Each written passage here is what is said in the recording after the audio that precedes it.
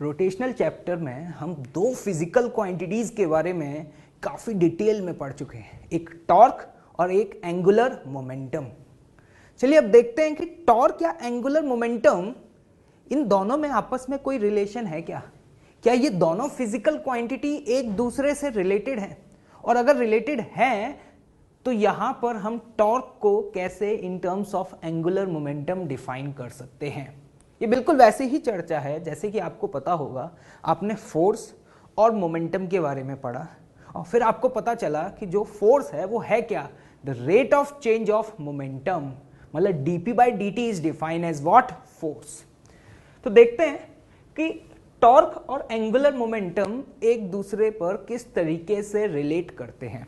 जैसे कि अगर मैं किसी पार्टिकल की बात करूं तो एक बात बताएं, पार्टिकल का एंगुलर मोमेंटम पॉइंट के अबाउट क्या होता है? m r क्रॉस v, ठीक। और मैं आपसे बोलूं कि यार एंगुलर मोमेंटम को ना टाइम के रिस्पेक्ट में डिफरेंशिएट करो। मैंने क्या बोला? डिफरेंशिएट किया एंगुलर मोमेंटम को किसके रिस्पेक्ट में? टाइम के रिस्पेक्ट में। तो अगर हम टाइम के रिस्पेक्ट में डिफरेंशिएट करेंगे तो ध्यान से देखना, मास कांस्टेंट है, मास बाहर आ जाएगा और यहाँ r क्रॉस v लिखा हुआ है, इसको डिफरेंशिएट करना है तो यहाँ पे हम प्रोडक्ट रूल का यूज करेंगे। प्रोडक्ट रूल के हिसाब से पहले r को डिफरेंशिएट करेंगे, v को कांस्टेंट रखेंगे और फिर v को डिफरेंशिएट करेंगे और r को बाहर रखेंगे, ठीक। तो जरा देखते हैं डिफरेंशिएट करने पे बनेगा क्या expression? dr/dt cross velocity vector plus r को कांस्टेंट इनटू dv/dt। हमारे सामने ये एक्सप्रेशन आया। एक बात बताएं, ये क्या लिखा हुआ है? Rate of change of position vector. याद करें, rate of change of position vector क्या होता है? Velocity vector. क्या होता है? Velocity vector. सिमिलरली ये टर्म क्या लिखा है? dv/dt, rate of change of velocity vector. और rate of change of velocity vector क्या होता है? एक्सेलरेशन। तो मैं यहां पर इस एक्सप्रेशन को जरा ध्यान से देखिएगा, ऐसे लिख सकता हूं m v cross v plus r cross a। But v cross v is what? 0। ये दोनों क्या हैं? सेम वेक्टर्स हैं और सेम वेक्टर्स का क्रॉस प्रोडक्ट करेंगे तो क्या आ जाएगा? 0। क्यों? क्योंकि मैग्नीट्यूड होता है ab sin थीटा और यहाँ पे थीटा की वैल्यू क्या होगी? 0, क्योंकि दोनों वेक्टर क्या हैं? सेम है। तो ये टर्म 0 हो गया। और यहाँ पे जो मास है ना, मास, अगर मैं उसे एक्सेलरेशन के साथ मल्टीप्लाई कर दूं, मतलब एक्सेलरेशन के साथ मल्टीप्लाई करने का मतलब है कि इस मास वाले टर्म को हम अंदर लिख दें इस तरीके से, r cross m into a vector. m into a, this is what? Force. मतलब कि मैं इस एक्सप्रेशन को ऐसे भी लिख सकता हूं, r क्रॉस f, और ये आया हमारे पास क्या? Rate of change of angular momentum. r cross f, इस एक्सप्रेशन को देखें ध्यान से, कुछ याद आ रहा है क्या? ये क्या था? Torque about a point. मतलब कि मुझे यहां से समझ में आया कि rate of change of angular momentum किसके बराबर होता है? This is the torque about a point. ये मैंने जो एंगुलर मोमेंटम यहां पे लिखा है, ये एंगुलर मोमेंटम किसका था? पार्टिकल का। किसका? पार्टिकल का, एक पॉइंट के अबाउट। तो मैं यहां पर ये बोल सकता हूं कि rate of change of angular momentum about the point O is equal to the torque about a point O। मतलब मैंने यहां पे ये रिलेशन निकाला है फॉर अ पार्टिकल।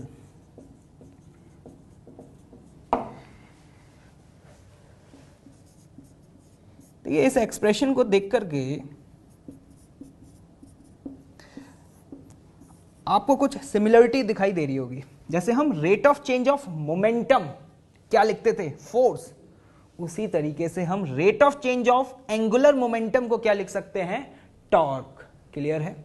तो अभी तो मैंने बात की फॉर अ पार्टिकल, लेकिन सपोज अगर मैं पार्टिकल के लिए बात ना करके मैं बात करूं for a system of particle, मतलब मेरे सिस्टम के अंदर एक से ज़्यादा नंबर ऑफ पार्टिकल हैं, तो क्या ये रिलेशन होल्ड करेगा? जरा देखते हैं कि क्या डिफरेंस आएगा। ठीक, तो फॉर सिस्टम ऑफ पार्टिकल्स, अगर मैं सिस्टम ऑफ पार्टिकल के लिए लिखूंगा तो मैं लिखूंगा the net torque equals to what, the rate of change of angular momentum of system. ठीक, net torque is equals to dl by dt। लेकिन अगर ये सिस्टम है तो इस सिस्टम के अंदर कुछ इंटरनल फोर्सेस भी होंगे और साथ ही साथ सिस्टम पे कुछ एक्सटर्नल फोर्सेस भी होंगे। तो मैं यहां पे इस टॉर्क को दो पार्ट में स्प्लिट कर सकता हूं, एक टॉर्क ऑफ एक्सटर्नल फोर्सेस और दूसरा टॉर्क ऑफ इंटरनल फोर्सेस। क्योंकि दो टाइप के फोर्सेस है ना, एक तो सिस्टम के अंदर जो पार्टिकल आपस में एक दूसरे पे फोर्स एक्ट कर रहे होंगे, उन फोर्सेस की वजह से जो टॉर्क आएगा उसको बोल दिया टॉर्क ऑफ इंटरनल फोर्सेस, और उस सिस्टम पर जो एक्सटर्नल फोर्सेस लग रहे हैं उनका ये टॉर्क है। लेकिन ध्यान से देखना, यहां पर ये वाला जो टर्म है ना वो जीरो हो जाएगा। क्यों? क्योंकि इंटरनल फोर्सेस का मतलब क्या है? इंटरनल फोर्सेस का मतलब ऐसे फोर्सेस जिनका एक्शन और रिएक्शन दोनों ही सिस्टम के अंदर लाई करें। और अगर एक्शन और रिएक्शन दोनों ही सिस्टम के अंदर लाई कर रहे हैं तो ध्यान से देखना, अगर ये एक्शन है तो उसका रिएक्शन ये होगा, according to what, Newton's law, action और रिएक्शन इक्वल एंड अपोजिट। तो अगर ये दोनों फोर्सेस इक्वल एंड अपोजिट हैं तो इन दोनों फोर्सेस का टॉर्क किसी भी गिवन पॉइंट के अबाउट क्या हो जाएगा, जीरो। तो इंटरनल फोर्सेस का नेट टॉर्क तो जीरो होने वाला है। तो मतलब हम इस एक्सप्रेशन को ऐसे लिख सकते हैं कि net external torque is equals to rate of change of angular momentum of system. मतलब यहां से मुझे क्या समझ में आया अभी तक कि अगर किसी भी बॉडी का एंगुलर मोमेंटम चेंज हो रहा है, चाहे वो डायरेक्शन में चेंज हो, चाहे मैग्नीट्यूड में, चाहे डायरेक्शन और मैग्नीट्यूड दोनों चेंज हो, तो उस बॉडी के ऊपर एक्सटर्नल टॉर्क लगेगा। मतलब कि external torque is responsible to change the angular momentum of the system. तो मैं यहां पर ये बोल सकता हूं, चाहे मैं पार्टिकल की बात करूं चाहे सिस्टम ऑफ पार्टिकल की बात करूं, हमेशा नेट एक्सटर्नल टॉर्क बराबर होगा dl बाय dt। क्लियर है? चलिए अब बात कर लेते हैं किसका, रिजिड बॉडी का। किसका? रिजिड बॉडी का। एक बात बताएं, फॉर अ रिजिड बॉडी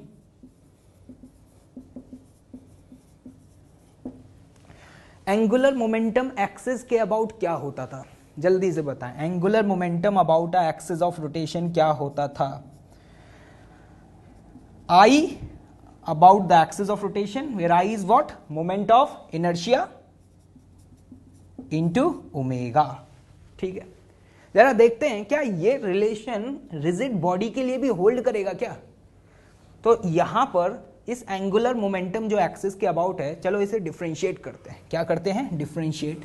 तो यहां पर dl by dt about axis of rotation is equal to, अब यहां ध्यान से देखना, I constant about axis of rotation into क्या लिखूंगा, D omega by D T. D omega by D T, this is what, the rate of change of angular velocity, and the rate of change of angular velocity is what, angular acceleration. मतलब ये है आपका alpha. तो यहां पर मैं बोल सकता हूं I about of axis of rotation into alpha. जरा ध्यान से देखिएगा, I इंटू अल्फा क्या था, याद करें, ये टर्म क्या है, torque about the axis.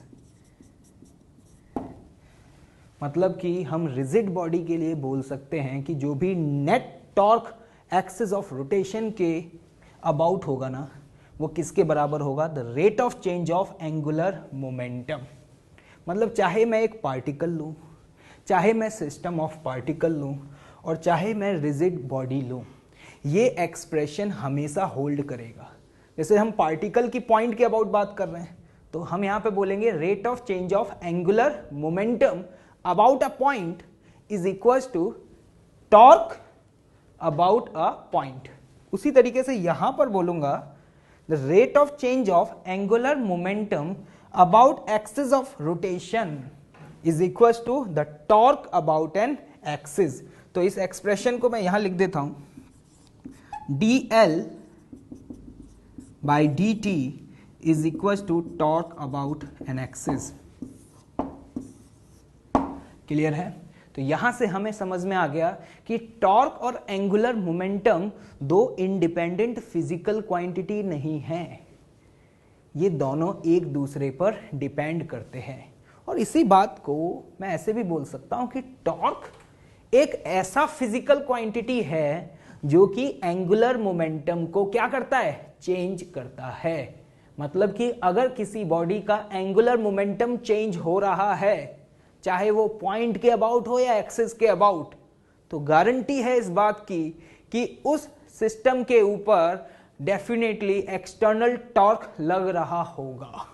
Hopefully आप लोगों को समझ में आ गया होगा। क्लियर है? चलिए देखिए, एक क्वेश्चन है आपके लिए। एक पार्टिकल जिसे रेस्ट से रिलीज किया गया है और हमसे पूछा जा रहा है कि किसी टी टाइम पर, मतलब T equals to T naught पर पॉइंट ओ के अबाउट एंगुलर मोमेंटम क्या होगा। किसी भी पॉइंट के अबाउट एंगुलर मोमेंटम हमें निकालना आता है। बताइए, एंगुलर मोमेंटम अगर किसी पॉइंट के अबाउट लिखना होता था तो हम कैसे लिखते थे, M R perpendicular into we.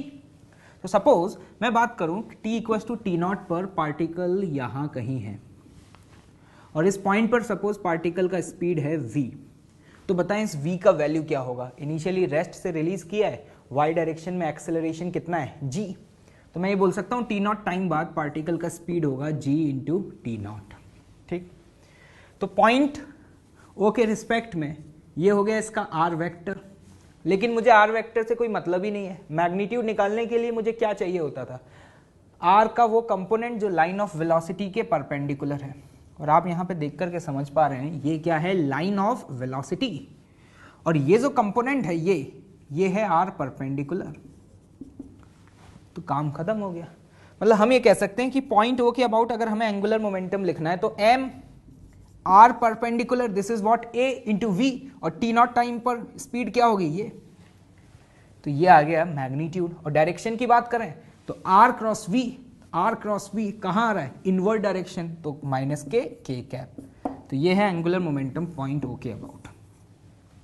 अब ये बात आती है कि ये तो हम ऑलरेडी कैलकुलेट करना सीख चुके हैं ना, तो फिर ये क्वेश्चन हम फिर दोबारा से क्यों सॉल्व कर रहे हैं, पॉइंट के अबाउट एंगुलर मोमेंटम निकालना। ध्यान से देखें, इस प्रॉब्लम को सॉल्व करने का एक और तरीका है। क्या है वो? एक बात बताएं, अगर मैं आपसे पूछूं कि पॉइंट ओ के अबाउट नेट टॉर्क कितना होगा, तो टॉर्क ऑब्वियस है, सिर्फ और सिर्फ किसका आएगा, ग्रेविटेशनल फोर्स का। और पॉइंट ओ के अबाउट अगर आप टॉर्क लिखेंगे तो टॉर्क की वैल्यू होगी M G, force into moment arm, और मोमेंट आर्म कितना है, A. This is the net torque about a point A. और एक बात बताना, टॉर्क और एंगुलर मोमेंटम में अभी रिलेशन पढ़ा था ना, तो इस टॉर्क को आप किसके बराबर लिख सकते हैं, D L by D T. तो यहां पर अगर मैं dt को इधर मल्टीप्लाई करूं तो मैं क्या लिखूंगा, M G A D T is equal to D L. M G और ए सभी कांस्टेंट है। अगर इस एक्सप्रेशन को मैं इंटीग्रेट करूं, क्या करूं, इंटीग्रेट, t बराबर 0 पर इनिशियल स्पीड क्या है, 0, तो एंगुलर मोमेंटम क्या होगा, 0। टी नॉट टाइम पर कैलकुलेट करना है, मान लीजिए टी नॉट टाइम पर एंगुलर मोमेंटम क्या है, l। तो यहां से देखिएगा, इसको सॉल्व करने पर क्या आएगा, एम जी ए, इंटीग्रेट करेंगे, dt का इंटीग्रेशन t, लिमिट क्या लिखेंगे, t नॉट और 0, तो ये क्या बन जाएगा, t naught is equal to l। Direction हमें ऑलरेडी पता ही है, r क्रॉस v से डायरेक्शन कहाँ आया था, इनवर्ड। तो देखो यहां से हमारे पास वैल्यू आ गई M G A into T not minus K cap. This is the method number 2। Result same आ रहा है। मैं यहाँ पे आपको क्या बताना चाह रहा हूँ, मैं आपको ये बताना चाह रहा हूँ कि ये जो रिलेशन अभी हमने थोड़ी देर पहले पढ़ा था ना, इस रिलेशन की हेल्प से भी हम एंगुलर मोमेंटम कैलकुलेट कर सकते हैं। और हमने वेरीफाई भी कर लिया, पॉइंट के अबाउट हमें एंगुलर मोमेंटम निकालना आता है, ठीक है। लेकिन अगर हमें टॉर्क पता हो ना, तो उस टॉर्क को इंटीग्रेट करके भी हमें चेंज इन एंगुलर मोमेंटम मिल जाता है। तो आज के बाद ये भी याद रखिएगा कि कभी कभी ऐसी सिचुएशंस भी आ जाती हैं जहां एंगुलर मोमेंटम कैलकुलेट करना रिलेटिवली थोड़ा टफ होता है, तो वहां पर आप इस एक्सप्रेशन की हेल्प से कैलकुलेट कर सकते हैं। जरा ध्यान से देखिएगा, एक क्वेश्चन हम लोगों ने सॉल्व किया था और आपको याद होगा कि उसका जो कैलकुलेशन पार्ट था वो काफी लेंदी था, मतलब जो सॉल्यूशन था वो काफी लेंदी था। कौन सा क्वेश्चन था, ध्यान से देखें। एक पार्टिकल जिसे u वेलोसिटी से फेंका गया है पॉइंट O से और उसका मास है m, और मैंने आपसे पूछा कि ये बताएं कि किसी जनरल टाइम t पर एंगुलर मोमेंटम क्या होगा, किसी जनरल टाइम t पर एंगुलर मोमेंटम क्या होगा। तो आपको याद होगा उस क्वेश्चन को सॉल्व करने के लिए आपने पहले r वेक्टर फाइंड किया, फिर वेलोसिटी वेक्टर फाइंड किया, फिर आपने r क्रॉस v किया और फिर वहां मास का मल्टीप्लाई किया।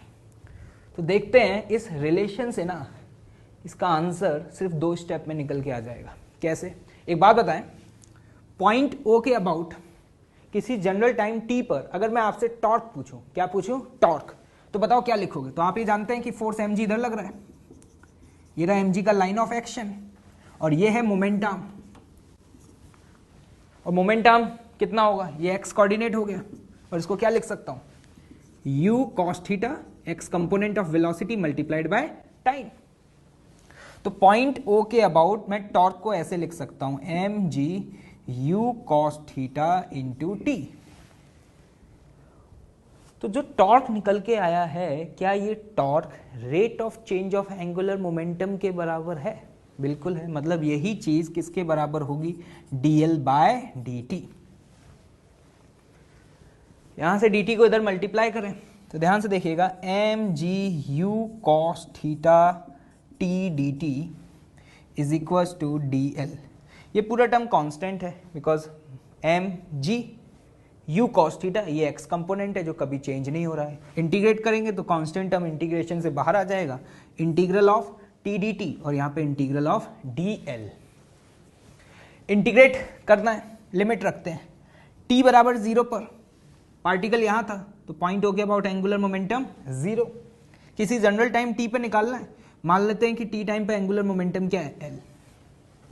t का इंटीग्रेशन क्या होगा, t स्क्वायर बाई 2, एक लिमिट t और एक लिमिट 0। तो देखते हैं एक्सप्रेशन क्या बनेगा, mg u cos theta into T square by 2, this is what l। ध्यान से देखिएगा इस रिजल्ट को, ये रिजल्ट वही आ रहा है जो वहां पर हमने उस क्वेश्चन को सॉल्व करके निकाला था। तो देखिए यहां पर सिंपली इस एक्सप्रेशन को इंटीग्रेट करके ही हमें एंगुलर मोमेंटम मिल गया।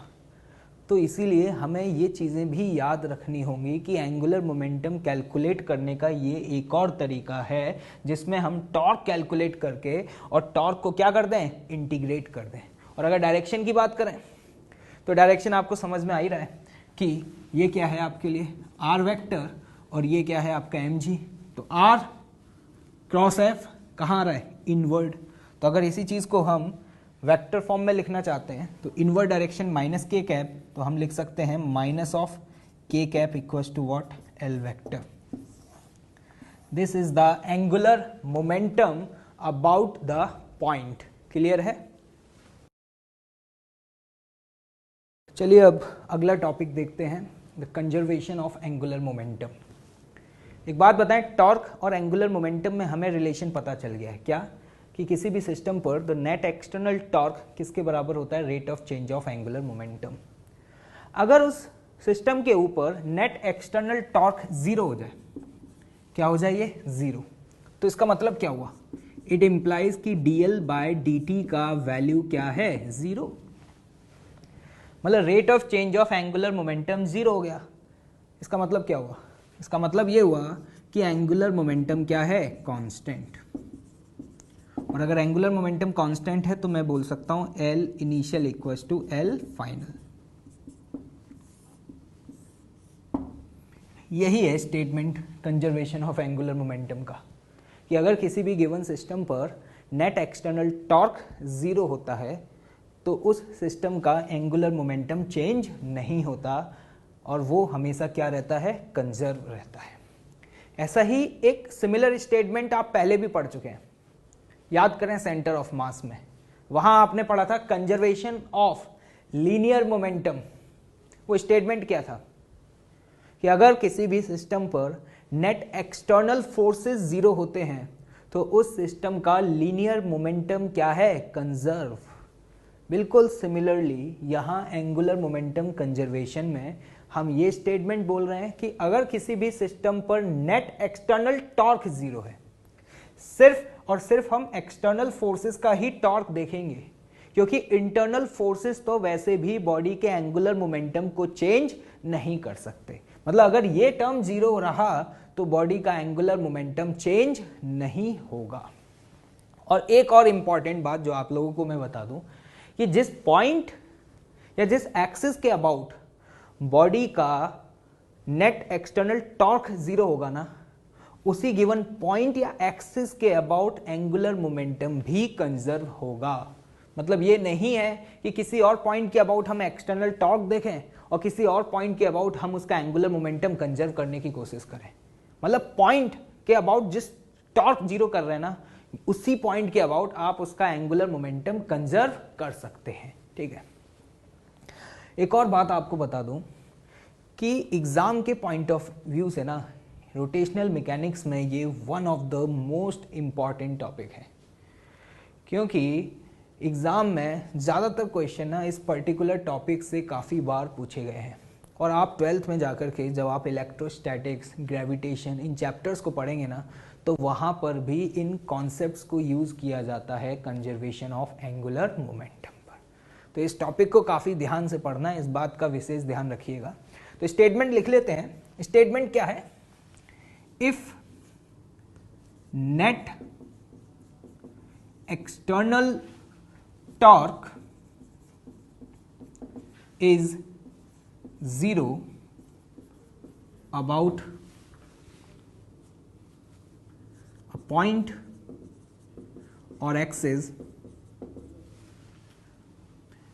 then angular momentum is conserved। बहुत ही इंपॉर्टेंट स्टेटमेंट है। क्लियर है कि अगर एक्सटर्नल टॉर्क जीरो होगा किसी भी गिवन पॉइंट या एक्सिस के अबाउट, तो उस एक्सिस या पॉइंट के अबाउट एंगुलर मोमेंटम चेंज नहीं होता। हम अपनी डेली लाइफ में ऐसे प्रैक्टिकल एग्जाम्पल भी काफ़ी बार देख चुके हैं। चलो मैं बताता हूँ आपको एक एग्जाम्पल लेकर के। जैसे कि आपने कभी देखा होगा कि एक जिम्नास्ट है जो कि इस एक्सिस के अबाउट इस तरीके से रोटेट कर रहा है। ठीक है, जो एथलेटिक्स वगैरह होते हैं, जो जिम्नास्ट होते हैं, सपोज वो अपने आर्म्स और लेग्स को फोल्ड करके इस तरीके से रोटेट कर रहा है। ठीक है, और रोटेट करते करते वो जैसे जैसे अपने आर्म्स और लेग्स को फोल्ड अप करना शुरू करता है ना, तो आपने एक चीज़ ऑब्जर्व करी होगी कि उसका ओमेगा एकदम से बढ़ने लग जाता है। अब आप देख रहे हैं जब वो अपने लेग्स और आर्म्स को फोल्ड कर रहा होता है तो उस समय उस सिस्टम के ऊपर कोई भी एक्सटर्नल टॉर्क तो आता ही नहीं है। तो फिर ऐसा क्या हुआ कि बॉडी का एंगुलर वेलोसिटी बढ़ गया? जरा ध्यान से देखिएगा, काफ़ी इंटरेस्टिंग चीज़ है। जैसे कि ये जिम्नास्ट इस एक्सिस के अबाउट घूम रहा था और इस समय इसकी एंगुलर वेलोसिटी थी ω1 और इस एक्सिस के अबाउट मान लेते हैं कि इसका मोमेंट ऑफ इनर्शिया था I1। ठीक, थोड़ी देर बाद क्या किया, इस जिम्नास्ट ने अपने आर्म्स और लेग्स को फोल्ड कर लिया। मतलब ये है उसकी इनिशियल सिचुएशन। और जो मैं फाइनल सिचुएशन की बात करूं तो फाइनल सिचुएशन कुछ ऐसी है। और इस समय इसकी एंगुलर वेलोसिटी है ω2 और moment of inertia axis of rotation के अबाउट है सपोज क्या, I2। तो आप ये जानते हैं कि एक्सिस ऑफ रोटेशन के अबाउट कोई भी एक्सटर्नल फोर्सेस का टॉर्क नहीं है। और अगर net torque axis of rotation के अबाउट जीरो हो जाए तो इसका मतलब क्या है, बॉडी का टोटल एंगुलर मोमेंटम चेंज नहीं होगा। तो एक बात बताएं, इनिशियल एंगुलर मोमेंटम है कितना बॉडी का? तो इनिशियल एंगुलर मोमेंटम लिख सकता हूं I1 इंटू ω1 और ये है फाइनल स्टेट। और फाइनल स्टेट में क्या है, I2 इंटू ω2। एक बात बताएं, I1 ज्यादा है या I2 ज्यादा है? I1 is greater than I2। क्यों? क्योंकि हम ये जानते हैं बॉडी का मास एक्सिस ऑफ रोटेशन से जितना ज्यादा दूर रहेगा उस गिवन बॉडी का मोमेंट ऑफ इनर्शिया उतना ही ज्यादा होगा। तो जब ये अपने आर्म्स को फोल्ड करके अंदर ला रहा है तो आप देख पा रहे हैं कि इसका एक्सिस के अबाउट एलिमेंट्स का डिस्टेंस कम होता जा रहा है। तो जैसे जैसे डिस्टेंस कम होगा मोमेंट ऑफ इनर्शिया कम होता जाएगा। तो एक बात बताओ, अगर ये रिलेशन ट्रू है और I1 I2 से ज्यादा है तो इसका मतलब क्या हुआ? इसका मतलब ये हुआ कि ओमेगा 1 की वैल्यू ओमेगा 2 से कम होगी। This is the main reason कि जब वो अपने आर्म्स को फोल्ड करता था ना तो उसका total angular momentum axis of rotation के अबाउट कंजर्व था, और अगर उसका I कम हो रहा है तो गारंटी है इस बात की कि उसका ओमेगा बढ़ेगा। अब बात यह आती है कि अगर उसका ओमेगा बढ़ा तो उसकी काइनेटिक एनर्जी में चेंज क्या है? एक बात बताएं, आप काइनेटिक एनर्जी यहां क्या लिखा करते थे? काइनेटिक एनर्जी लिखते थे half I into omega square. अब ध्यान से देखना, अब यहां से रिलेट कर पाना थोड़ा डिफिकल्ट है क्योंकि अगर I कम हो रहा है तो ओमेगा बढ़ रहा है, लेकिन यहां ओमेगा का क्या है? स्क्वायर है। तो इस एक्सप्रेशन को मैं थोड़ा सिंप्लीफाई करके ऐसे भी लिख सकता हूं ना, half I omega into omega. ठीक, I omega this is what? Angular momentum, और हम ये जानते हैं ये टर्म क्या है? कांस्टेंट। तो यहां से हमें क्या समझ में आया कि अगर ओमेगा बढ़ेगा तो सिस्टम की काइनेटिक एनर्जी बढ़ेगी। मतलब यहां से हम ये कह सकते हैं कि ओमेगा अगर इंक्रीज कर रहा है तो काइनेटिक एनर्जी भी इंक्रीज कर रही है। तो इसका मतलब है कि पहली वाली कंडीशन और दूसरी वाली कंडीशन में काइनेटिक एनर्जी किस केस में ज्यादा होगी? इसमें। और अगर काइनेटिक एनर्जी इस केस में ज्यादा है तो अब क्वेश्चन ये आता है कि अगर सिस्टम की काइनेटिक एनर्जी बढ़ी है तो किसी ना किसी फोर्स ने तो वर्क किया होगा, क्योंकि वर्क एनर्जी थ्योरम क्या कहता है कि work done by all the forces is equal to change in kinetic energy. मतलब सिस्टम की काइनेटिक एनर्जी अगर चेंज हो रही है तो यहां पे कोई ना कोई फोर्सेस तो वर्क कर रहे हैं। अब कौन से फोर्सेस वर्क कर रहे होंगे जरा देखिए। mg का कोई वर्क हो नहीं रहा क्योंकि बॉडी का centre of mass Y direction में कहीं मूव कर नहीं रहा। नॉर्मल वगैरह भी कोई वर्क नहीं कर रहा है। तो ऐसा कौन सा फोर्स है जो इस समय इस सिस्टम की काइनेटिक एनर्जी को इंक्रीज कर रहा है? Internal forces. कौन से फोर्सेस? Internal forces. और जब ये बॉडी अपने आर्म्स और लेग्स को फोल्ड करेगा ना तो इस समय इसके इंटरनल फोर्सेस का वर्क पॉजिटिव होगा। क्यों? क्योंकि हम ये जानते हैं कि work done by all the forces equals to change in kinetic energy. और चेंज इन काइनेटिक एनर्जी क्या लिखोगे? Final minus initial.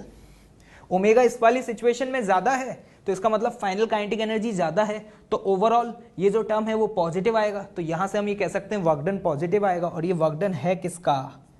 Internal forces का। अरे भाई समझ आया कि नहीं? तो यहां से हमें क्या क्या समझ में आया एक बार फिर से कंक्लूड करते हैं कि नेट एक्सटर्नल टॉर्क अगर जीरो है तो एंगुलर मोमेंटम कंजर्व है, जैसा कि हमने यहां इस एग्जांपल से देखा।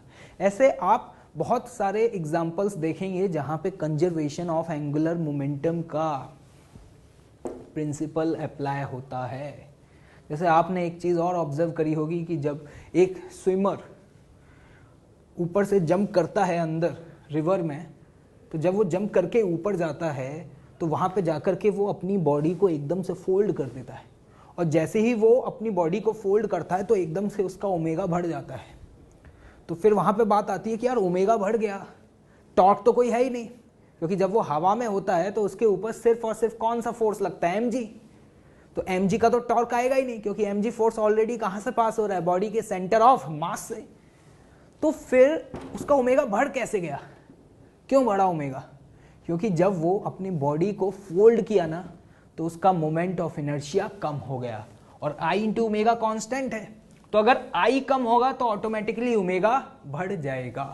क्लियर है भाई? इस पे अब हम आगे न्यूमेरिकल्स को सॉल्व करेंगे। ओके, चलिए अब हम कुछ न्यूमेरिकल्स को सॉल्व करते हैं based on the conservation of angular momentum. चलिए क्वेश्चन पढ़ें, क्या है? A star in form of sphere of mass m, radius r is rotating about its axis with omega naught. If due to internal forces its radius becomes half uniformly, find its new omega. एक star है इसका मास m और radius r दिया हुआ है, ठीक है, rotate हो रहा है। क्या हो रहा है? रोटेट हो रहा है अपनी ओन एक्सिस के अबाउट, किस एंगुलर वेलोसिटी से? ओमेगा नॉट से। अब क्या हुआ कि इंटरनल फोर्सेस के कारण इसका रेडियस यूनिफॉर्मली कम हो गया, मतलब इसका जो रेडियस है ना वो थोड़ी देर बाद जस्ट कितना हो गया? हाफ, जैसा कि लिखा हुआ है r/2। तो हमसे पूछा जा रहा है कि जब इसका रेडियस हाफ हो जाएगा तो इसका नया ओमेगा क्या होगा, क्या अप्रोच लगाएं? एक बात बताएं, क्या इसके रेडियस को कम करने के लिए कोई एक्सटर्नल फोर्स लगाए क्या? नहीं, क्योंकि क्वेश्चन में ऑलरेडी मेंशन है ड्यू टू इंटरनल फोर्सेस, और इंटरनल फोर्सेस का टॉर्क तो कभी भी एंगुलर मोमेंटम को चेंज नहीं कर सकता। तो मैं ये कह सकता हूं कि इस गिवन बॉडी का इस एक्सिस के अबाउट टोटल एंगुलर मोमेंटम क्या होगा? कंजर्व होगा। अब क्वेश्चन आता है सर mg भी तो लग रहा है, लेकिन आप देख रहे हैं कि जो mg फोर्स लगेगा वो इस एक्सिस के अलोंग ही तो लग रहा है, तो उस mg का टॉर्क तो एक्सिस के अबाउट क्या हो जाएगा? जीरो। तो मुझे यहां से समझ में आया कि सिस्टम पर net external torque axis of rotation के अबाउट जीरो है। तो क्या अब हम एंगुलर मोमेंटम कंजर्व कर सकते हैं? बिल्कुल। तो बताएं इनिशियल एंगुलर मोमेंटम आप क्या लिखेंगे? इनिशियल एंगुलर मोमेंटम होगा I इंटू ओमेगा। I कितना लिखेंगे? स्फीयर है, ठीक है, और स्फीयर स्टार है तो ये सॉलिड स्फीयर होगा। तो सॉलिड स्फीयर का मोमेंट ऑफ इनर्शिया क्या होता है? 2/5 mr² इंटू ओमेगा नॉट। ये है इनिशियल। और फाइनल क्या लिखेंगे? 2/5 m तो चेंज नहीं होगा, क्योंकि एक्चुअली में क्या हुआ है कि ये जो स्टार है ना वो अपने आप को श्रिंक किया है, तो मास चेंज नहीं होगा लेकिन उसकी डेंसिटी चेंज हो जाएगी। इस बात को समझिएगा। एक्चुअली यहां से हमने कोई भी पोर्शन कट करके बाहर थोड़ी ना निकाला है, यहां पर क्या है कि ये अपने इंटरनल फोर्सेस की वजह से श्रिंक हो गया है, तो मास तो चेंज हुआ ही नहीं, मास तो एज इट इज वही रहेगा, बस जो रेडियस है वो कितना हो जाएगा? r/2 का whole square into omega final. This is the final angular velocity.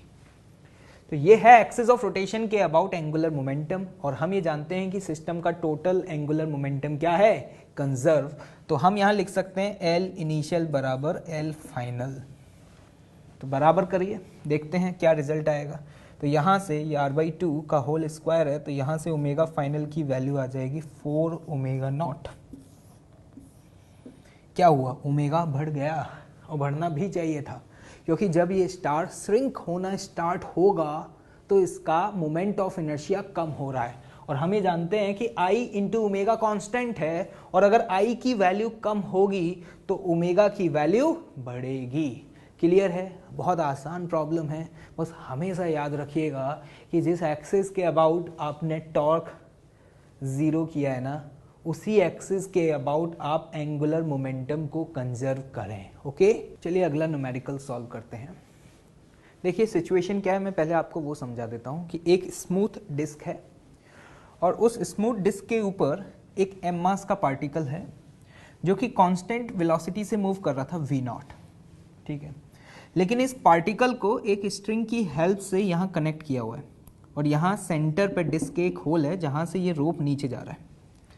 तो यहाँ पर एक मैन है जो कि इस रोप पे फोर्स लगा करके इसे धीरे धीरे स्ट्रिंग को अंदर की तरफ खींच रहा है, ठीक। क्वेश्चन देखें क्या है? A particle is moving with v0 on a smooth disc edge shown, ठीक। स्ट्रिंग इज पुल्ड स्लोली, मतलब धीरे धीरे इस स्ट्रिंग को पुल किया जा रहा है from the table such that the radius becomes a half. मतलब इस समय अगर ये r रेडियस में सर्कुलर मोशन परफॉर्म कर रहा है, तो जैसे जैसे इस स्ट्रिंग को पुल करते जाएंगे तो इसका रेडियस कम होता जाएगा, और पुल करते हुए हम इसे कहाँ तक ले आए? जब तक इसका रेडियस क्या हो जाए? हाफ हो जाए। हाफ मतलब कितना? r/2। चलिए देखते हैं फर्स्ट पार्ट क्या है। Final speed of a particle, मतलब हमसे क्वेश्चन में ये पूछा गया है कि जब ये पार्टिकल r रेडियस से r/2 रेडियस में आ जाएगा, इस इंस्टेंट पर इसका स्पीड क्या होगा। सिचुएशन समझ में आया? इसका टॉप व्यू देखते हैं। टॉप व्यू में अगर आप देखेंगे तो आपको कुछ ऐसा दिखाई देगा। ये आपके पास एक डिस्क, यहाँ पर एक एम मास का ब्लॉक, और ये इस समय कितनी स्पीड से मूव कर रहा था, v0 से। ठीक है, तो मैं आपको बता दूं, इस पूरे सिस्टम के ऊपर इस एक्सिस के अबाउट, ध्यान से देखिएगा, इस एक्सिस के अबाउट, मतलब वो एक्सिस जो कि पॉइंट O से पास हो, प्लेन के परपेंडिकुलर है, इस एक्सिस के अबाउट नेट एक्सटर्नल टॉर्क 0 है। क्यों? क्या देखते हैं। आपको समझ में आ रहा होगा कि ये टेंशन फोर्स इसी एक्सिस से पास हो रहा है, तो टेंशन फोर्स का तो टॉर्क क्या हो जाएगा, 0। और अगर मैं इस पूरे सिस्टम की बात करूं तो इस पूरे सिस्टम पर इसका जो mg है ब्लॉक का, वो भी तो लग रहा है। अब क्वेश्चन ये आता है कि इस mg का टॉर्क आएगा ना, लेकिन मैंने ध्यान से देखना, मैंने यहाँ बोला क्या, एक्सिस के अबाउट। और एक्सिस के अबाउट याद करो, सिर्फ और सिर्फ टेंजेंशियल कंपोनेंट ही फोर्स का टॉर्क प्रोवाइड कर सकता था। यहाँ जो mg फोर्स लग रहा है, क्या ये mg फोर्स एक्सिस के पैरेलल है? और अगर ये mg एक्सिस के पैरेलल है तो इस बात की गारंटी है कि इस mg का एक्सिस के अबाउट कोई भी टॉर्क नहीं आएगा। क्लियर है? तो हम ये कह सकते हैं कि इस एक्सिस ऑफ रोटेशन के अबाउट नेट एक्सटर्नल टॉर्क 0, क्योंकि टेंशन भी उसी पॉइंट से पास हो गया है, mg फोर्स पैरेलल है, तो एक्सिस के अबाउट कोई भी टॉर्क नहीं है। तो पूरे सिस्टम का इस एक्सिस के अबाउट एंगुलर मोमेंटम लिख सकते हैं। देखें ध्यान से, पार्टिकल v0 वेलोसिटी से मूव कर रहा था, यहां से डिस्टेंस कितना था, r। तो बताएं इसका इनिशियल एंगुलर मोमेंटम क्या होगा, m v0 into r। Suppose जब वो हाफ रेडियस पे पहुंचा, उस समय उसका स्पीड v1 है। कितना है, v1। तो बताएं फाइनल एंगुलर मोमेंटम क्या लिखेंगे, m v1 into r by 2। Solve हो गया, रेडियस हाफ हो गया, m से m कैंसिल, r से r कैंसिल आउट, v1 की वैल्यू क्या आती है यहां से, 2v0। That's all. अब अगला पार्ट क्या है, work done by external forces. External forces का वर्क डन कैलकुलेट करना है। तो मैं यहां पर ये बोल सकता हूं कि जो भी वर्क डन हुआ होगा वो वर्क डन बराबर क्या होगा, चेंज इन काइनेटिक एनर्जी। क्योंकि इस ब्लॉक पे अगर देखा जाए तो कौन कौन से फोर्सेस लग रहा है, टेंशन लग रहा है, नॉर्मल लग रहा है और mg लग रहा है। तो जो यहाँ पे टेंशन फोर्स है वो टेंशन फोर्स इस F के बराबर ही तो होगा। तो मुझे सिंपली यहाँ पर टेंशन फोर्स का वर्क कैलकुलेट करना है, क्योंकि नॉर्मल और mg का तो वर्क होगा ही नहीं, क्योंकि ये जो ब्लॉक है वो सिर्फ और सिर्फ इस प्लेन में ही तो मोशन परफॉर्म कर रहा है ना। तो अगर मुझे work done by tension force calculate करना है तो मैं क्या लिखूंगा, work done equals to change in kinetic energy. तो ध्यान से देखेंगे, वर्क एनर्जी थ्योरम से बी पार्ट सॉल्व करने जा रहे हैं। जो भी वर्क हुआ, work done by mg plus work done by normal plus work done by tension. Normal का वर्क 0, mg का वर्क 0, सिर्फ टेंशन का वर्क होगा जो कि किसके बराबर होगा, change in kinetic energy, half m। Final speed कितनी है, 2v0, मतलब 2v0 का square, 4v0 square. Initial speed क्या थी, v0। यहां से इस एक्सप्रेशन को सॉल्व किया तो ये वैल्यू आती है 3/2m v0 square. This is the work done by tension force. और जो यहाँ पे टेंशन फोर्स का वर्क है वही किसका वर्क डन है, एक्सटर्नल फोर्स का। क्योंकि जो एक्सटर्नल फोर्स है वही किसके बराबर होगा, टेंशन इन द स्ट्रिंग। अब बात दिमाग में ये आता है कि जब कोई पार्टिकल सर्कुलर मोशन परफॉर्म करता था तो वहां पर तो टेंशन का वर्क 0 आता था, लेकिन यहां टेंशन फोर्स ने वर्क कैसे कर दिया। तो ध्यान से देखिएगा, यहाँ एक्चुअली में पार्टिकल का जो मोशन है ना वो सर्कुलर है ही नहीं, क्योंकि पार्टिकल जैसे जैसे मूव कर रहा है ना तो धीरे धीरे उसका रेडियस कम होता जा रहा है। तो पार्टिकल के पास वेलोसिटी सिर्फ परपेंडिकुलर, मतलब सॉरी परपेंडिकुलर नहीं, टेंजेंशियल डायरेक्शन में ही नहीं है, उसके पास वेलोसिटी इस डायरेक्शन में भी तो होगी, तभी तो ये धीरे धीरे धीरे यहाँ पे आ रहा है ना। तो एक्चुअली में ये सर्कुलर मोशन नहीं है, ये कैसा मोशन है, स्पाइरल मोशन है। इसलिए इस सिचुएशन में यहाँ पर टेंशन फोर्स का क्या होगा, वर्क होगा, क्योंकि पार्टिकल यहाँ पर सर्कुलर मोशन परफॉर्म करते करते धीरे धीरे अपने रेडियस को भी कम कर रहा है, क्योंकि उसके पास वेलोसिटी का एक कंपोनेंट रेडियल डायरेक्शन में भी होगा जो कि उसे धीरे धीरे अंदर की तरफ ला रहा है। तो यहां पे आपने देखा कि हमने एक्सिस के अबाउट टॉर्क देखा है, पॉइंट के अबाउट नहीं। क्लियर है? चलिए अगला न्यूमेरिकल देखते हैं। क्वेश्चन पढ़ें ध्यान से, क्या लिखा है। Initially man and disc are at rest, suddenly man starts running on the disc with a velocity of v0 with respect to ground, find angular velocity of disc. देखो मैं पहले आपको सिचुएशन समझा देता हूं क्या है। एक डिस्क है जो कि एक स्मूथ हॉरिजॉन्टल सरफेस पे रखा हुआ है। जो सरफेस है जिस पे डिस्क रखा हुआ है वो कैसा है, बिल्कुल स्मूथ है, और डिस्क को हिंज किया हुआ है। मतलब अगर मैं इसका टॉप व्यू देखूंगा ना तो टॉप व्यू मुझे ऐसा दिखाई देगा। तो इस डिस्क को यहाँ पे हिंज किया हुआ है पॉइंट O के, मतलब डिस्क इस एक्सिस के अबाउट घूम सकता है, ठीक। और एक मैन का मास भी m है और डिस्क का मास भी m है, मतलब दोनों का मास हम सेम ले लेते हैं जिससे कि हमारे लिए कैलकुलेशन थोड़ा आसान हो जाएगा, ठीक है। एक मैन जो कि इनिशियली रेस्ट पर है और एंड पॉइंट पर है, मतलब एक man of mass m and point पर था और पूरा सिस्टम रेस्ट पे था, ठीक है। अब सडनली क्या हुआ कि ये जो मैन है ना वो इस समय टेंजेंशियल डायरेक्शन में डिस्क के ऊपर मूव करना शुरू कर देता है। मतलब ये मैन जो है वो v0 वेलोसिटी से मूव करना शुरू कर देता है। ये वेलोसिटी किसके रिस्पेक्ट में दी हुई है, ग्राउंड के रिस्पेक्ट में, ठीक। तो ये ऑब्जर्व किया गया कि जैसे ये मैन मूव करना शुरू करता है ना तो ये जो डिस्क है ना वो इस सेंस में घूमना शुरू कर देता है। तो हमसे यही पूछा जा रहा है कि find angular velocity of disc. अब जरा ध्यान से सुने, पहला क्वेश्चन तो ये आता है कि ऐसा क्या हुआ कि जैसे ही मैन ने चलना शुरू किया ये डिस्क घूमने लगा। तो ध्यान से देखें कि जैसे ये मैन चलना शुरू करेगा तो इस मैन के ऊपर फ्रिक्शन फोर्स आगे लगेगा, और जब मैन पे फ्रिक्शन फोर्स आगे लगेगा तो यहाँ पे जो डिस्क है उस पे वो फ्रिक्शन फोर्स पीछे लगेगा। तो उस फ्रिक्शन फोर्स की वजह से ये डिस्क घूमना शुरू हो जाएगा। और हाँ, एक बात और बता देता हूं कि मैन और डिस्क के बीच में तो फ्रिक्शन है, मतलब ये वाली सरफेस तो रफ है। आप ये बोल सकते हैं कि जो डिस्क की ऊपर वाली सरफेस है ना वो तो रफ है, लेकिन नीचे वाली सरफेस जो कि उस समय फ्लोर के कांटेक्ट में है ना वो स्मूथ है। तो जैसे मैन मूव करना शुरू किया उस पर फ्रिक्शन आगे लगा, डिस्क पे फ्रिक्शन पीछे लगा, और उस फ्रिक्शन का टॉर्क आया, इसकी वजह से डिस्क घूमना शुरू हो गया। अब देखें ध्यान से, अगर मैं इस एक्सिस के अबाउट बात करूं तो इस एक्सिस के अबाउट ना इस पूरे सिस्टम पर नेट टॉर्क 0 है। मैंने क्या बोला, ध्यान से सुने।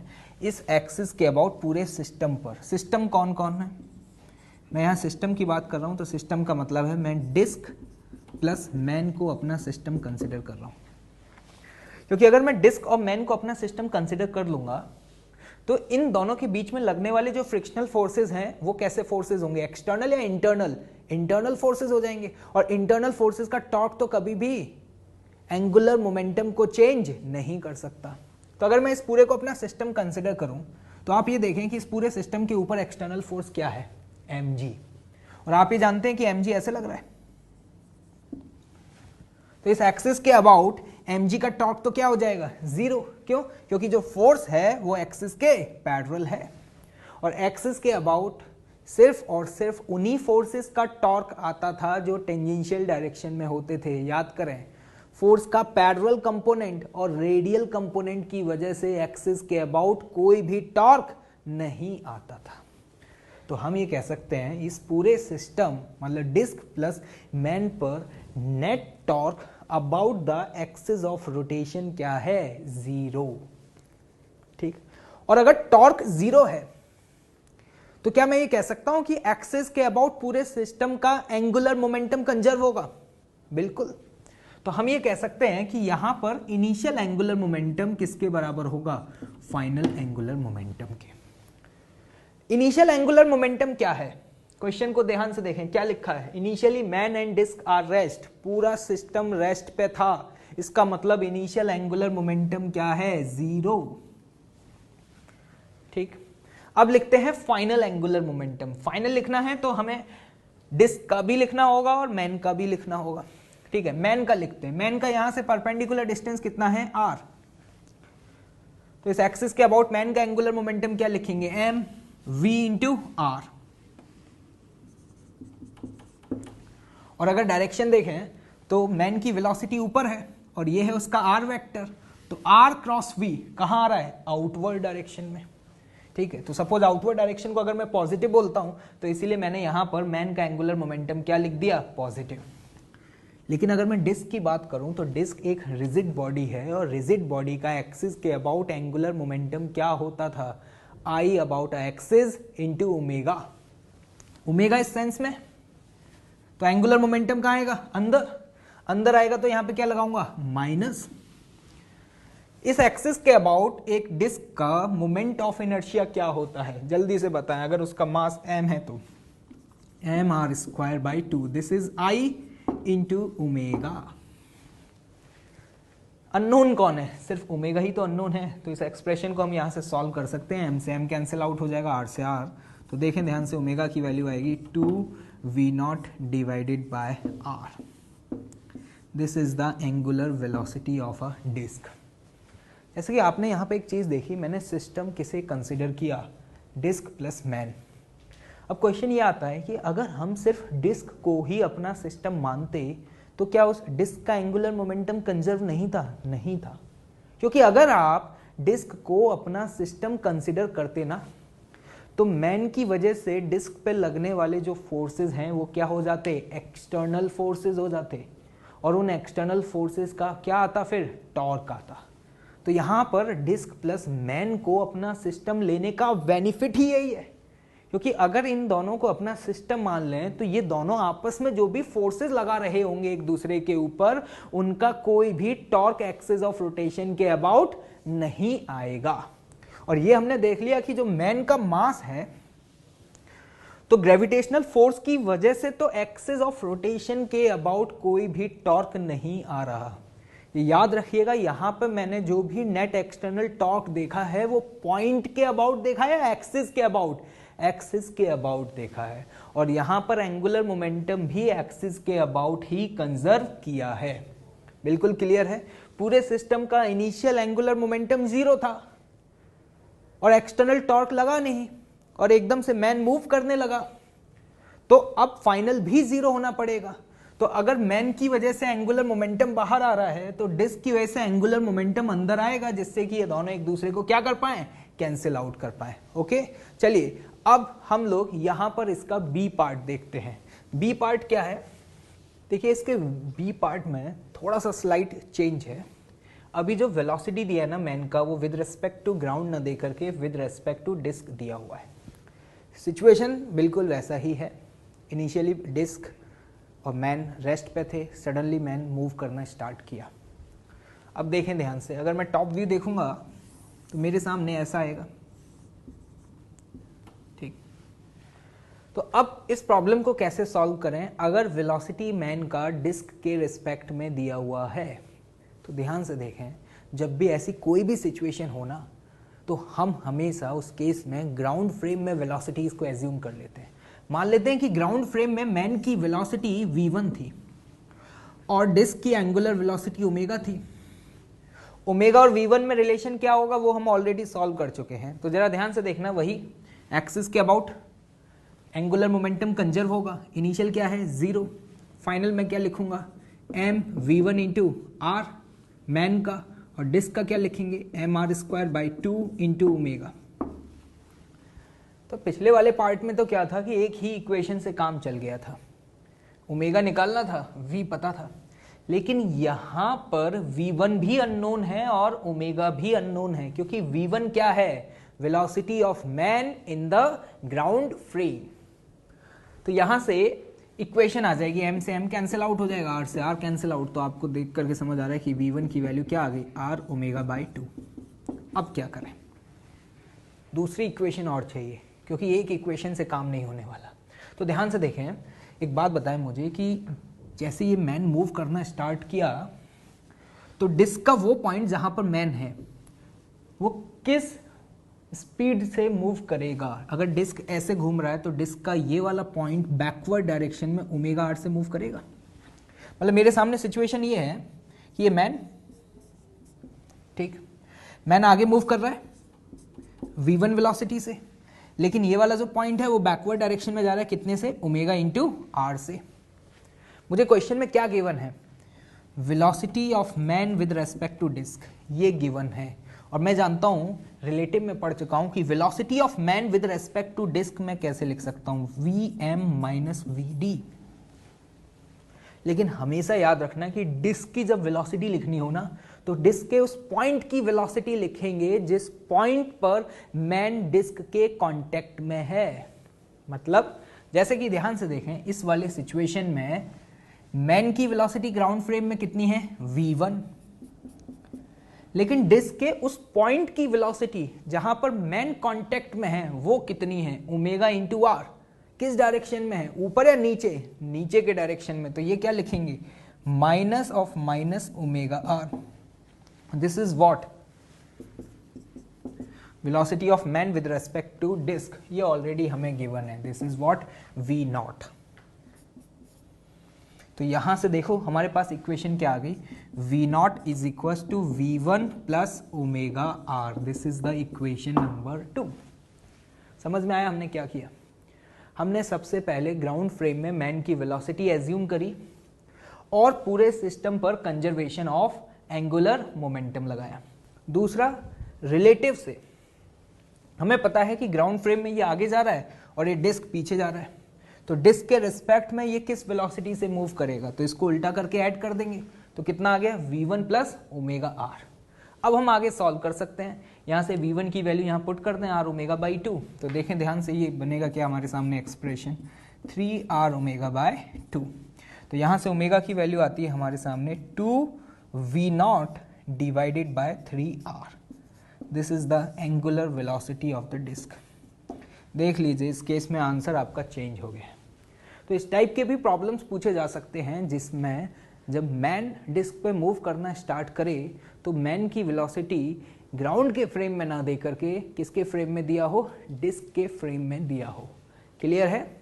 चलिए अभी इसका नेक्स्ट सी पार्ट देखते हैं। सी पार्ट क्या है वो ध्यान से सुनिएगा। मैं इस डायग्राम को रफ कर रहा हूं।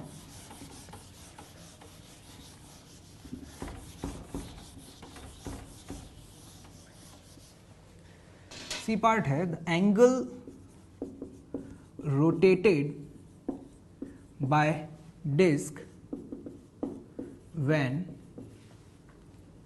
Man come back to the marked point। मतलब एक्चुअली में क्या है कि सिचुएशन ये था, ये मैन ये मूव करना स्टार्ट किया तो डिस्क ऐसे घूमने लगा। तो सपोज मैन जब जिस पोजीशन से मूव करना स्टार्ट करता है ना, वहां पे डिस्क पे एक ऐसे मार्क बना देता है। अब आपको समझ में आ रहा है कि अगर ये डिस्क नहीं घूम रहा होता तो इसे मार्क पॉइंट कितना एंगल घूमने के बाद मिल जाता, 360 डिग्री। लेकिन आज ऐसा नहीं होगा। आज क्या होगा कि जब ये मैन इस डायरेक्शन में मूव करना स्टार्ट करेगा ना, तो ये जो डिस्क है ये डिस्क इस सेंस में घूमने लग जाएगा। तो हमसे क्वेश्चन में क्या पूछा गया, the angle rotated by disc when a man come back to the marked point. Question का मतलब है कि जब ये मैन मार्क्ड पॉइंट पे दोबारा से आ जाता है, इतनी देर में ये डिस्क कितना एंगल घूम जाएगी। ठीक है, कैसे सॉल्व करें। सपोज जब ये मैन यहां से मूव करना स्टार्ट किया तो कहीं ना कहीं जाकर के उसे मार्क पॉइंट दोबारा से मिलेगा। लेकिन अगर मैं डिस्क के फ्रेम में बात करूं, किसके फ्रेम में, डिस्क के फ्रेम में, तो डिस्क के फ्रेम में मैन की वेलोसिटी क्या है, v नॉट। तो विद रेस्पेक्ट टू डिस्क ये मैन कितना डिस्टेंस ट्रैवल करेगा, ध्यान से सुने क्या बोला, विद रेस्पेक्ट टू डिस्क ये मैन कितना डिस्टेंस ट्रैवल करेगा, 2 पाई आर। तो मैं ये कह सकता हूं कि जहां पे उसे मार्क पॉइंट मिलेगा वहां तक पहुंचने में उसे जो समय लगा होगा वो होगा distance upon time, sorry distance upon speed, और स्पीड क्या है, v नॉट। इतने टाइम में डिस्क कितना एंगल घूमी ये हम कैलकुलेट कर सकते हैं। कैसे, सपोज डिस्क घूमी थीटा डी एंगल, कितना, थीटा डी। तो थीटा डी की वैल्यू हम क्या लिख सकते हैं, omega into T. Angular velocity multiplied by time हमें क्या दे देगा, उसका एंगुलर डिस्प्लेसमेंट। क्या ये वैल्यू हमें पता है, हाँ अभी तो कैलकुलेट किया था, कितना, 2v नॉट बाय 3r। तो तो चलिए ये वैल्यू पुट करते हैं, 2v0/3r इंटू टी, और टी का वैल्यू क्या है 2πr/v0, v0 से v0 कैंसिल, r से r कैंसिल, बताएं ये वैल्यू यहां से क्या आ रही है 4π/3 थीटा डी, 4π/3, 4π/3 का मतलब कितना हो गया 240 डिग्री। मतलब कि जब मैन को वो मार्क्ड पॉइंट दोबारा से मिलेगा इतनी देर में डिस्क कितना घूम जाएगी 240 डिग्री। और अगर आपसे ये पूछ लिया जाता कि मैन कितना घूमेगा, तो आपको ये समझ में आ रहा है कि सपोज मैन यहां से चला और वो यहां पहुंच गया, तो मैन ने ये एंगल चला होगा थीटा एम, इतनी देर में डिस्क यहां से घूम करके यहां पहुंची होगी, तो उसने कितना चला थीटा डी। तो आपको ये समझ में आ रहा होगा कि theta M plus theta D की वैल्यू अगर 360 डिग्री हो जाए, थीटा एम क्या है angle travelled by the man और थीटा डी क्या है एंगल ट्रेवल्ड बाय डिस्क, इन दोनों का समेशन अगर 360 डिग्री हो जाए तो यहां पर ये मार्क्ड पॉइंट दोबारा से मिल जाएगा। क्लियर है? ओके, चलिए अगला न्यूमेरिकल सॉल्व करते हैं। क्वेश्चन पढ़ें क्या है, particle sticks to a stationary disc of mass m and radius r, find angular velocity after collision। मैं आपको सिचुएशन बता देता हूं कि क्या है। एक डिस्क इसका मास m है और रेडियस r है, और वो इस पॉइंट O पर हिंज है। मतलब ये जो डिस्क है ना वो इस एक्सिस के अबाउट ऐसे घूम सकता है, लेकिन इनिशियली ये डिस्क रेस्ट पर है, और यहां पर एक m मास का पार्टिकल जो कि v0 वेलोसिटी से मूव करता हुआ आ रहा है इस तरीके से, और ये जो पार्टिकल मूव कर रहा है ना वो आप देख पा रहे होंगे किस डायरेक्शन में मूव कर रहा है, टेंजेंशियल डायरेक्शन में। ठीक है, कैलकुलेशन को आसान करने के लिए हम यहां पर डिस्क और पार्टिकल दोनों का मास सेम ले रहे हैं। ठीक है, ये इनिशियल सिचुएशन है। फाइनल सिचुएशन क्या है कि जब ये पार्टिकल यहां पर आता है ना तो यहां टकराने के बाद स्टिक कर जाता है, जैसा कि क्वेश्चन में लिखा हुआ है particle sticks to a stationary disc. तो जैसे ही वो स्टिक करता है उसके बाद ये पूरा सिस्टम जो है वो ओमेगा एंगुलर वेलोसिटी से रोटेट होने लगा। अब हमसे पूछा जा रहा है ये बताएं कि ये ओमेगा क्या होगा। तो क्या करें, आपको समझ में आ रहा होगा कि अगर मैं यहां पर डिस्क प्लस पार्टिकल को अपना सिस्टम कंसिडर करूं, मैंने क्या बोला ध्यान से सुनिएगा, मेरा सिस्टम कौन डिस्क प्लस पार्टिकल। अगर मैं इसे अपना सिस्टम कंसिडर करूं तो इस पूरे सिस्टम पर हिंज के अबाउट कोई भी एक्सटर्नल टॉर्क नहीं है। मतलब इस एक्सिस के अबाउट कोई भी एक्सटर्नल टॉर्क नहीं लग रहा। हमने डिस्क प्लस पार्टिकल को ही क्यों सिस्टम कंसिडर किया, क्योंकि अगर आप सिर्फ डिस्क को अपना सिस्टम कंसिडर करेंगे ना तो जब ये पार्टिकल आकर के यहाँ टकराएगा और जो फोर्सेस लगाएगा ना वो फिर क्या हो जाएंगे, एक्सटर्नल फोर्सेस हो जाएंगे। लेकिन डिस्क प्लस पार्टिकल को पूरे को एक सिस्टम कंसिडर करने का फायदा पता है क्या है, पार्टिकल के टकराने पर जो फोर्सेस लग रहे हैं ना वो फोर्सेस इंटरनल फोर्सेस हो जाएंगे, और ये हम जानते हैं कि इंटरनल फोर्सेस की वजह से एंगुलर मोमेंटम बॉडी का चेंज नहीं हो सकता।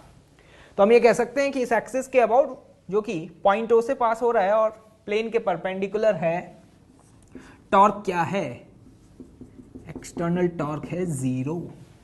और अगर एक्सटर्नल टॉर्क 0 है तो इसका मतलब कि पूरे के पूरे सिस्टम का एंगुलर मोमेंटम कंजर्व होगा। तो हम यहां पे लिखेंगे initial angular momentum equals to final angular momentum. Initial angular momentum disc, initially disc का एंगुलर वेलोसिटी 0 था, तो डिस्क का कोई भी कंट्रीब्यूशन नहीं है, सिर्फ और सिर्फ पार्टिकल का कंट्रीब्यूशन है, और पार्टिकल इस समय इस डायरेक्शन में मूव कर रहा है और ये डिस्टेंस कितना है r। तो पार्टिकल का एंगुलर मोमेंटम हम क्या लिखेंगे m v0 इंटू r। ठीक, फाइनल। अब हमें फाइनल अगर लिखना है तो इस समय कंट्रीब्यूशन डिस्क का भी होगा और पार्टिकल का भी होगा, क्योंकि इस समय दोनों ही मूव कर रहे हैं। डिस्क एक रिजिड बॉडी है और एक रिजिड बॉडी का एक्सिस के अबाउट एंगुलर मोमेंटम क्या होता है I इंटू ओमेगा।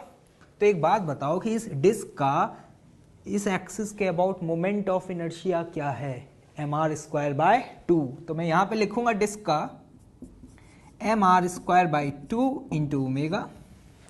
पार्टिकल का लिखना है तो पार्टिकल का लिखने का तरीका क्या होगा, एम वी। एक बात बताएं, अगर ये डिस्क ओमेगा से घूम रहा है और पार्टिकल यहाँ स्टिक कर गया तो उसका मतलब है कि पार्टिकल की स्पीड वही होगी जो डिस्क के इस पॉइंट की स्पीड होगी। और ये पॉइंट यहां से अगर r दूरी पर है तो बताएं इस पॉइंट की जो स्पीड है क्या वो ओमेगा इंटू आर होगी? बिल्कुल। तो अगर मुझे पार्टिकल का एंगुलर मोमेंटम लिखना है तो क्या लिखूंगा, एम वी आर। लेकिन v की वैल्यू कितनी है, omega R into R. Clear है भाई? तो जरा यहां ध्यान से देखिएगा, इस एक्सप्रेशन को अगर हम सॉल्व करें, ये होगा आपका M V naught into R, ये एम आर स्क्वायर प्लस ये एम आर स्क्वायर, तो ये आपके लिए बन गया 3/2 M R square into omega. तो यहां से m से m कैंसिल आउट, r से r कैंसिल आउट, ओमेगा की वैल्यू आती है क्या, 2v0 divided by 3r। This is the angular velocity of the disc. जैसे कि यहां पे जो मैंने ये एक्सप्रेशन लिखा है ना, यहां पे मैंने डिस्क का आई ओमेगा से लिखा और पार्टिकल का कैसे लिखा, M V perpendicular into R. इसी एक्सप्रेशन को पता है मैं ऐसे भी लिख सकता था, टोटल सिस्टम का आई एक्सिस के अबाउट लिखे हैं और उसे ओमेगा से मल्टीप्लाई कर दें। मतलब क्या मैं बोलना चाह रहा हूं, देखें ध्यान से, मैं इसी एक्सप्रेशन को ऐसे भी लिख सकता था, I of whole system about axis M R square plus particle का आई क्या होगा, M R square into omega. तो यहां से भी यही रिजल्ट आ जाता। ऐसा इसलिए कर पा रहे हैं क्योंकि यहाँ पे जो पार्टिकल है जैसे वो स्टिक करेगा उसके बाद पार्टिकल और डिस्क के बीच में कोई भी रिलेटिव मोशन नहीं हो रहा, और अगर रिलेटिव मोशन नहीं हो रहा तो उस समय में डिस्क प्लस पार्टिकल पूरे सिस्टम को as a rigid body treat कर सकता हूं।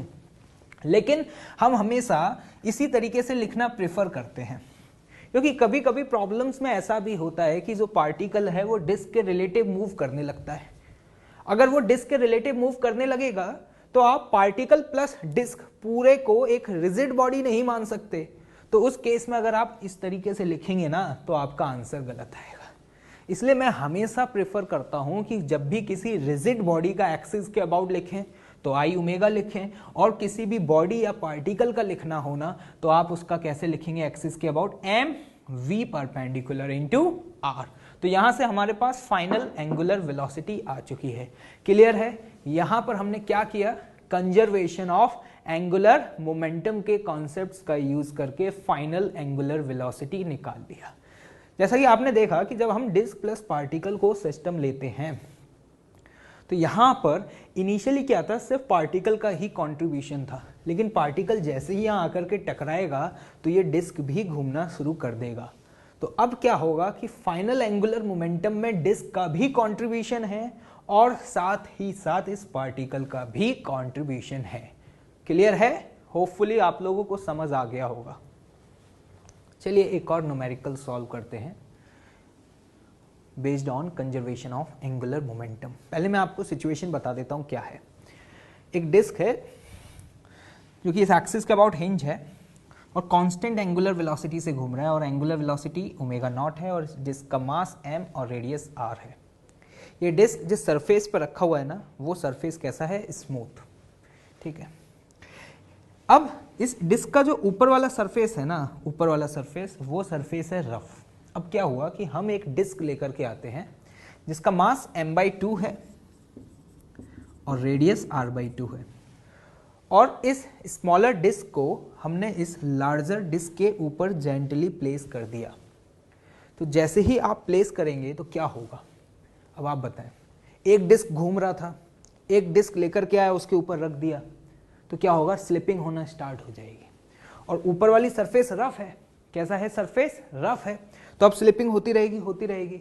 और फाइनली ऑब्जर्व किया गया कि ये दोनों डिस्क एक कॉमन एंगुलर वेलोसिटी से रोटेट होना शुरू हो जाते हैं।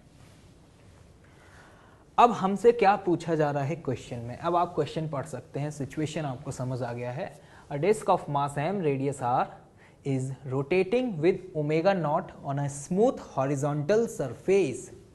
A smallest disk of mass m/2 and radius r/2 is gently placed on a bigger disk with center coinciding.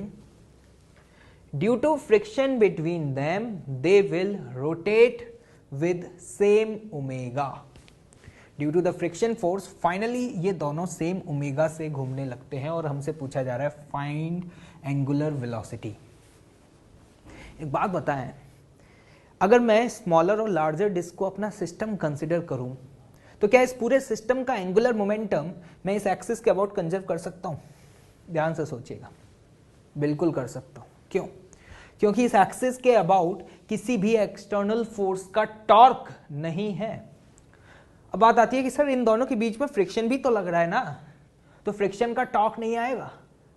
भाई इस समय जो फ्रिक्शन फोर्स इन दोनों डिस्क के बीच में लग रहा है वो इंटरनल होगा या एक्सटर्नल होगा? इंटरनल होगा, क्योंकि ये एक डिस्क दूसरे डिस्क पे जो भी फोर्स लगाएगी वो सिस्टम के अंदर ही तो है। और हम ये पढ़ चुके हैं कि इंटरनल फोर्सेस कभी भी सिस्टम के एंगुलर मोमेंटम को चेंज नहीं कर सकते। मतलब इस पूरे सिस्टम के ऊपर इस एक्सिस के अबाउट टॉर्क नहीं है, तो मैं क्या कह सकता हूं कि इसके अबाउट सिस्टम का एंगुलर मोमेंटम कंजर्व है। तो ध्यान से देखें, मैं यहां पे बोलूंगा कि net external torque about point O is 0। तो पूरे सिस्टम का इनिशियल एंगुलर मोमेंटम किसके बराबर होगा? Final angular momentum. Initially system में मेरे पास सिर्फ एक ही डिस्क थी और इसका एंगुलर मोमेंटम मैं क्या लिखूंगा, जरा ध्यान से देखिएगा। एंगुलर मोमेंटम लिखूंगा mr²/2 इंटू ओमेगा नॉट। अब दूसरी डिस्क लेकर के आए, उसको उसके ऊपर प्लेस कर दिया। अब मेरे पास दो डिस्क हैं, फाइनल एंगुलर मोमेंटम लिखना है। फाइनल क्या लिखूंगा, ध्यान से देखिएगा। Total I about axis of rotation, total I पहले वाले डिस्क का तो वही सेम होगा, दूसरे वाले डिस्क का लिखना चाहते हैं तो ध्यान से देखिएगा। उसका मास है m/2, ध्यान से रखिएगा एक्सप्रेशन में, मास भी m/2 है और रेडियस भी r/2 है। mr²/2 multiplied by final omega. Final omega की वैल्यू को मैंने ω1 बोला है, तो चलिए इसको ω1 लिख लेते हैं। एक्चुअली यहां पर हमें कैलकुलेट क्या करना है, ω1, सिर्फ वही तो अननोन है इस पूरे एक्सप्रेशन में। तो चलिए देखते हैं सॉल्व करके। यहां पर ये बन जाएगा आपका क्या, ये है mr²/2 और ये टर्म में आपका बन जाएगा mr²/16। तो यहां से ये वैल्यू आई 9mr²/16 इंटू ω1। mr² से mr² कैंसिल आउट, तो जरा ध्यान से देखें ω1 कितना आ रहा है। ω1 की वैल्यू आती है 8 ω0/9। ओमेगा बढ़ा या कम हुआ? कम हो गया, और होना भी चाहिए था। क्यों? क्योंकि जैसे आपने एक और डिस्क को यहां रख दिया तो ओवरऑल पूरे सिस्टम का मोमेंट ऑफ इनर्शिया बढ़ गया ना। और हम ये जानते हैं कि एंगुलर मोमेंटम कंजर्व है, मतलब आई इंटू ओमेगा कॉन्स्टेंट है। तो अगर आप आई को बढ़ाओगे तो ओमेगा कम होगा। तो यहां से हम देख करके समझ पा रहे हैं कि फाइनली ये दोनों डिस्क इस कॉमन एंगुलर वेलोसिटी से रोटेट करेगा। तो ये था हमारा इस क्वेश्चन का ए पार्ट। चलिए अब आते हैं हम अगले पार्ट पर। अगले पार्ट में हमसे क्या पूछा गया है, वर्क डन बाय फ्रिक्शन। इस पूरे सिस्टम पर फ्रिक्शन फोर्स ने कितना वर्क किया, वर्क फ्रिक्शन का कैसे कैलकुलेट करें। सोचिए, फ्रिक्शन का वर्क कैलकुलेट करने के लिए क्या हम यहां वर्क एनर्जी थ्योरम यूज कर सकते हैं? बिल्कुल। Work done by all the forces. अब ऑल द फोर्सेस में सिर्फ और सिर्फ फ्रिक्शन फोर्स ही वर्क कर रहा है और किसी फोर्स का तो पूरे सिस्टम के ऊपर वर्क है ही नहीं। तो हम यहां पर कह सकते हैं कि पूरे सिस्टम की टोटल काइनेटिक एनर्जी में जो भी चेंज आया होगा ना, वही क्या होगा, वर्क डन बाय फ्रिक्शन होगा। तो जरा देखते हैं कि वर्क डन बाय फ्रिक्शन क्या आता है निकल के। तो अगर मैं वर्क एनर्जी थ्योरम यूज करूं फॉर बी पार्ट, तो मैं लिखूंगा कि वर्क डन बाय फ्रिक्शन होगा change in kinetic energy. Change का मतलब final minus initial kinetic energy. Clear है? अब फाइनल काइनेटिक एनर्जी लिखनी है तो जरा ध्यान से लिखिएगा। फाइनल लिखते समय मुझे दोनों डिस्क की टोटल काइनेटिक एनर्जी लिखनी होगी। तो मैं यहां लिखता हूं फाइनल काइनेटिक एनर्जी, वो होगा हाफ आई। टोटल आई हम कैलकुलेट कर चुके हैं, ये वैल्यू क्या आ रही थी, 9mr²/16। तो ये लिखेंगे हम 9mr²/16 half I into omega square. और ओमेगा फाइनल की वैल्यू क्या है, 8 omega naught by 9। This is the final kinetic energy. और इनिशियल काइनेटिक एनर्जी बताएं क्या लिखेंगे? इनिशियल काइनेटिक एनर्जी होगी हाफ आई की value mr²/2 into omega naught का स्क्वायर। क्लियर है? फाइनल में से इनिशियल को सब्ट्रैक्ट करके हम यहां पे work done by friction calculate कर सकते हैं। अब तो आप इसे आगे कैलकुलेट कर ही लेंगे। मैं यहां पे बता देता हूं कि वर्क डन बाय फ्रिक्शन की वैल्यू क्या आती है। वर्क डन बाय फ्रिक्शन आता है